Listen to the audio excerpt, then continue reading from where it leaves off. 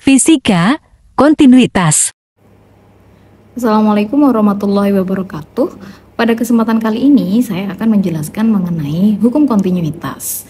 Nah, pada hukum kontinuitas ini menjelaskan bahwa besarnya debit pada setiap titik pada satu saluran itu adalah sama. Jadi di sini Q1 itu sama dengan Q2 walaupun besar diameternya atau lebarnya salurannya itu berbeda, begitu ya. Begitu juga dengan saluran yang bercabang-cabang. Nah, seperti ini. Misalkan air itu datang dari yang arah Q1 ya. Kemudian dia bercabang di Q2, Q3 dan Q4. Nah, berarti di sini berlaku hukum bahwa Q masuk itu sama dengan Q keluar.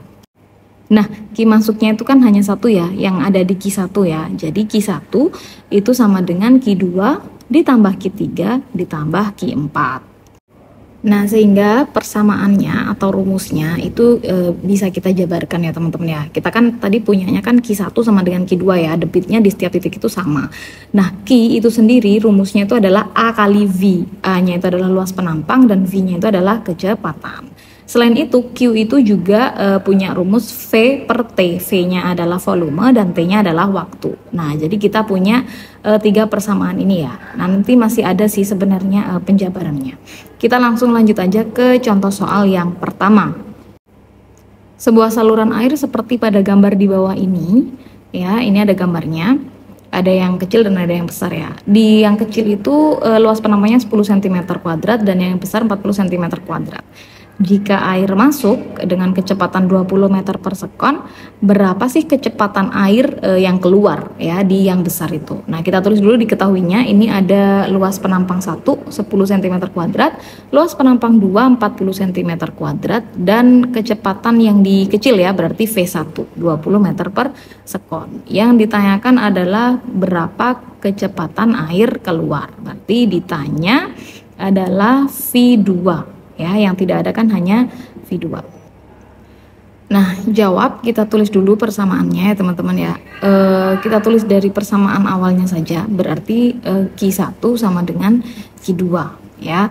Nah, di sini kan tadi kan ada dua ya, A1V1 sama V1T1 itu ya. Nah, kita pilih yang A1V1 karena ya yang ada itu gitu ya.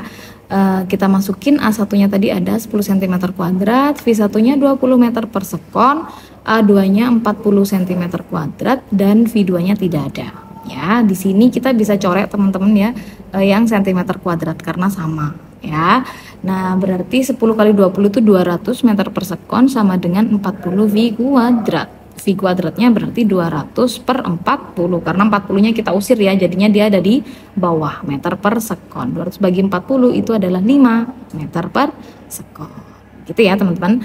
Lanjut ke soal yang nomor 2. Saluran air memiliki luas penampang yang berbeda ya. Jadi beda nih luasnya. Jika air masuk dengan kecepatan 25 meter per sekon pada luas penampang yang 5 cm², maka berapa luas penampang besar jika kecepatan airnya adalah 7 meter per sekon ya. Jadi kita tulis dulu diketahuinya. Nah, di sini masuk dengan kecepatan 25 meter per sekon, berarti itu V1. Kemudian penampangnya itu berarti A1 dan yang 7 meter per sekon adalah V2. Yang ditanyakan adalah luas penampang yang besar gitu ya, yang A2. Nah, kenapa kok yang besar wong kecepatannya kecil? Memang seperti itu ya teman-teman ya, semakin besar luas penampangnya maka kecepatan aliran airnya itu akan semakin kecil. Nah, bisa dilihat dari soal yang tadi juga seperti itu ya. Nah, berarti kita pakai rumus juga yang A1V1 ya, karena nggak ada volume dan waktu ya, berarti nggak bisa pakai yang V per T. Kita masukin yang A1-nya tadi 5 cm², V1-nya 25 meter per sekon, A2-nya itu tidak ada karena ditanya ya. Nah, V2-nya adalah 7 meter per sekon. Dari sini kita bisa coret yang meter per sekonnya ya, karena sama. Nah, kita tinggal kalikan 5 kali 25 itu berarti 125 cm². Dan ini A2 kali 7 berarti 7A2. Berarti A2 itu sama dengan 125 per 7 cm².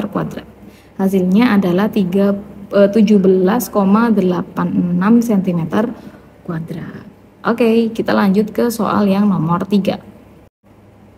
Perhatikan gambar di bawah ini ya.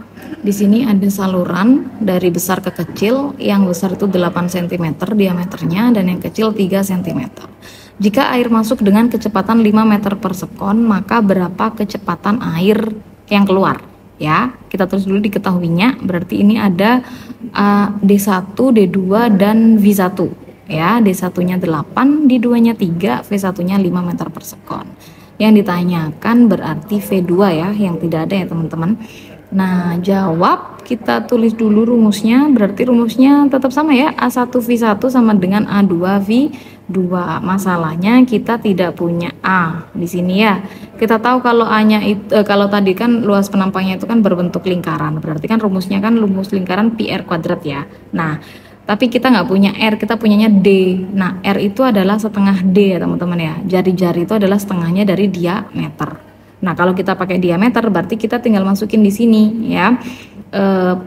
Pi, R-nya itu adalah setengah setengah D-nya itu dikuadratkan. Berarti A itu adalah pi dikalikan 1/4 D kuadrat. Setengah dikuadratkan kan jadinya 1/4 ya.